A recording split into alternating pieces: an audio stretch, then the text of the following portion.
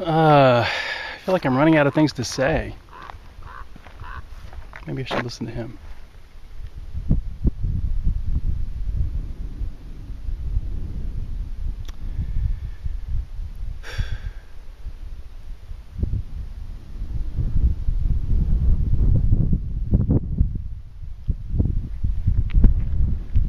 Maybe not.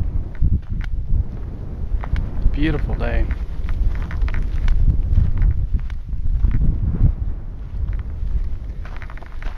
I don't know how much longer I'm going to be in California. And I feel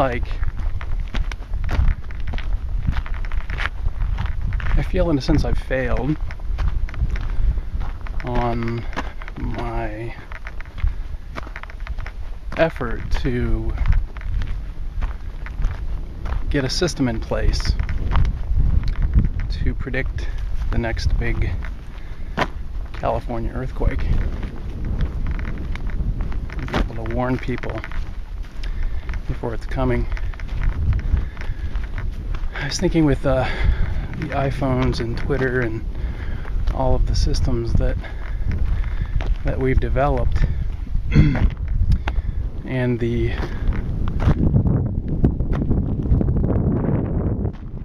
ability to have a several second jump on the actual quake itself, since the quake actually travels much slower than light. It can be as much as 11 or 12 seconds between the time the quake happens or it's detected at the detector location and the time the shockwave from the quake actually arrives.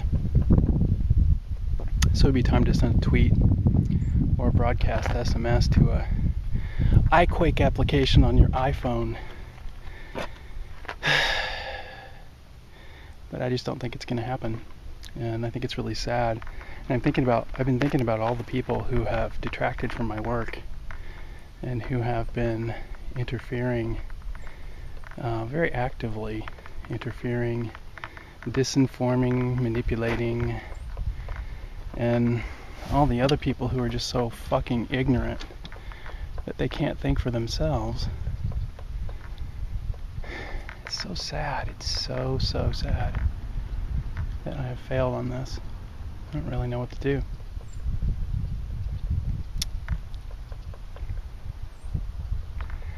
I figure as soon as the solar cycle starts back up, right before the peak of whatever cycle 24 brings us, that California is probably going to see the largest quake it's seen since the 1906 quake. It could be much larger even.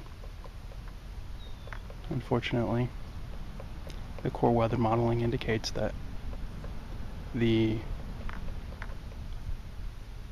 lack of higher frequency energy is putting a lot of pressure underneath on the core, and the San Andreas fault is basically welded, and that weld gives.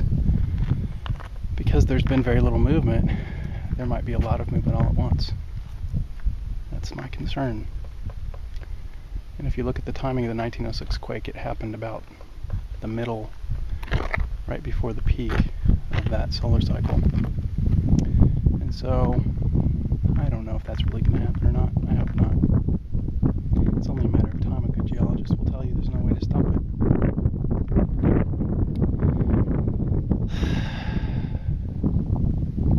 But, yeah, I don't know. I've had about enough of astrophotometry for now. I'm tired of fighting with people. I'm tired of dealing with ignorance. Not a single person that is admitting to working for the government has contacted me. And I think that here in the United States there's a terrible conflict of interest in people actually acquiring the truth about the nature of the cosmos. And this is just terribly sad. I mean, the I'm just astounded at the world I'm finding myself in, and all very alienated by the fact that I know things and I understand things about the nature of our reality that humanity may be just getting a glimpse at. And I'm wondering if it can handle it. I'm wondering if the powers that be are going to expend additional effort trying to shut me up and make me look stupid, so on and so forth. But my life is a sort of work of art, and it's not easy to approach understanding it. Some very, very dark humor, satirical elements to the choices that I've made, and to the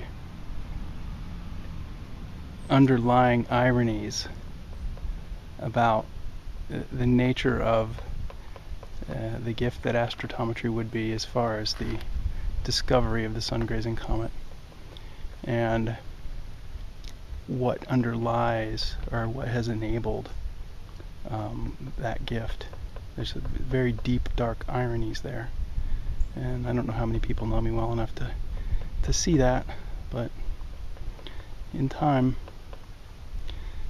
these things will be revealed. And there is a method. There is a method. And I'm just astounded at how much I've presented already.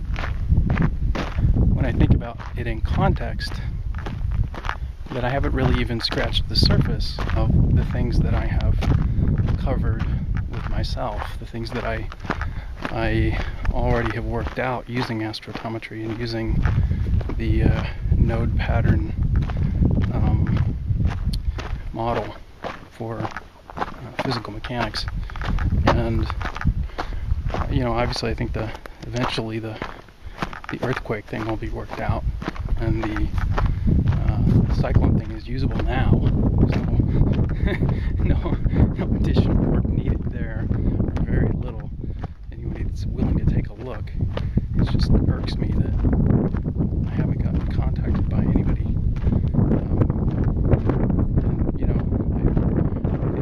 People are expecting me to go into the mainstream with my ideas and deliver, and there's no way that's going to happen. They don't understand how foolish that would be for me to do that. I am a consummate outsider by choice and by necessity, in the sense that the information and knowledge that I have acquired wouldn't have been possible to acquire if I was spending my time fighting with people about what is true and having to defend myself from the bullshit that I would have to defend myself to if I were to attempt to affiliate myself with the so-called establishment. And it's beyond. It's just beyond the pale. The irony that anyone who wants to do good work has to run as far away from the morons as possible. And I just can't stand it. I hate to say that, but they're not all morons, but they are far too well heeled in their in the respects of where their grants are coming from, and to see the kinds of things that the establishment churns out is just amazing. It just blows me away what passes for science. And one of my huge rants about science, one of my huge problems with the scientific world, is that people don't understand the nature of a theory. People don't understand the difference between an empirical study and a theoretical application. When you have a theory that works, for example, the mechanics of light, you don't have to shine light on something over and over and over just to see if the light's going to shine again. You know what I mean?